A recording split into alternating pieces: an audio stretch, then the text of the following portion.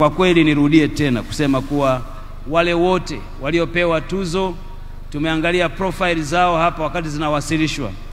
Ukiniuliza mimi na mwingine yoyote, ukweli hawakupendelewa, wamestahili kabisa kabisa.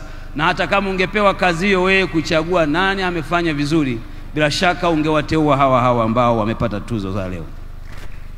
Kwa hiyo hongereni tena na tena. Na mimi kama baba wa watoto wa kike na kama mtu niliyezaliwa na mwanamke, kama kiongozi ninayesimamia wanawake mahali pa kazi, naona fahari kubwa kwa jukwaa hili na tuzo hizi, kwamba mwanamke katika nchi yake na katika jamii na katika mashughuliko yake yote anakumbukwa na kupewa tuzo kwa kazi zake anazozifanya.